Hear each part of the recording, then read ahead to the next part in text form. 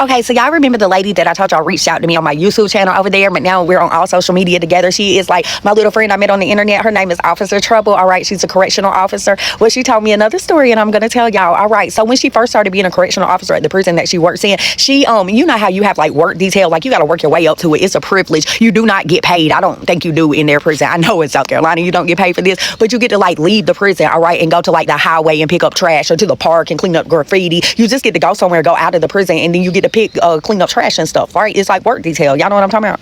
So, you know, it's a privilege. You have to like work your way up to that. You know what I'm saying? So she said it was usually about 5 or 6 girls that went out there and did this with her. And she said she tried to make it as fun as possible. So when they would like get out of the little prison van, they would march out there and they would sing like military candidates, you know what I'm saying? And she said she made it like really fun for them. She said, well, one day her and these 6 ladies were out at the park and they were doing normal stuff like raking leaves, cleaning up trash, and all that stuff you got to do when you be on work detail. So she said that she got a call from the prison and they had visitation that day, and somebody tried to sneak a cell phone in. All right, so the whole prison got shut down. The whole prison got shut down, so no one could leave and no one could enter, so they was stuck at the park. She said at this point she was a brand new correctional officer and she was like, oh, what am I going to do? But she said because she had made it so fun and built up a good name for herself, that the ladies heard the call and they would pretty much so listen to what she told them to do because they liked her, because she was a good officer already in her new beginning stage. She said it was so hot outside and the prison van was so hot and she didn't want to leave it running for the air because she didn't have much gas in there and she didn't want to run out. She said so she thought, okay, what am I going to do? So she made them all get out of the van, you know, and sat them underneath like a shade tree. But she thought, man, I need to handcuff them together or something. But she didn't have nothing but one pair of handcuffs with her, right? Because when you don't get handcuffed to go out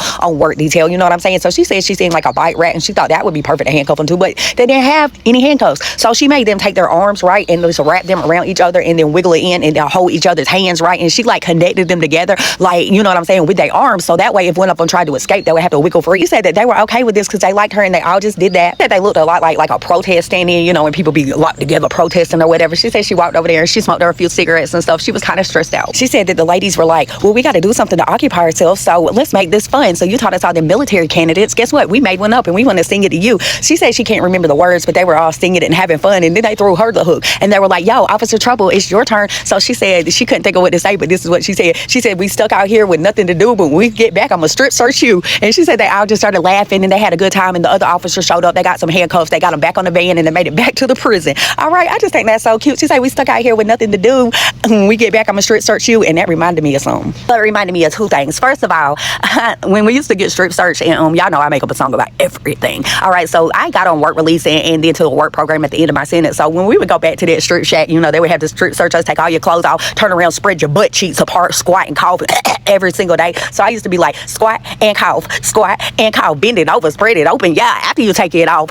Squat and cough, bend it over, spread it open, yeah, after you take it off. But anyways, yeah, that was my squat and cough song. I thought that was cute. Some of the prison guards would be like, what the fuck, when I sung it to them. But hey, them down ass ones love that shit. But one time, like, okay, so I worked at McDonald's, all right, on my last 6 months of work release, and we were at McDonald's. It was me, my friend Krista, and my friend Summer. All right, Ashton was off that day. We all worked at McDonald's. All right, so we got off every day at 4 o'clock at this point. All right, so we waiting on the prison to come back and get us, because they would drop us off and then pick us up, and then we go back and get searched. All right, so 4 hit, 5 hit. We're like, where's the prison guards at? Y'all, we trying to figure out where the prison guards are, because they not showed up. Oh, they was 4 hours late picking us up. Well, I mean, they didn't even realize we was gone until like count time. All right, at count time, they couldn't find us. All right, they was already 3 hours late for count time. So it was a whole hour, another hour, 4 hours before they figured out that we was still at McDonald's. The prison was over there shut down. They was looking for us. They couldn't find us. They thought we done escaped or something, and they done left us at McDonald's. All right, so 4 hours later, they came to pick us up at McDonald's, and we're like, oh, we forgot you. Now, we could have escaped easily. We could have escaped, but you would be a dumb ass bitch to escape on work release, because that means that you do not have much time left, and you can't serve at that little time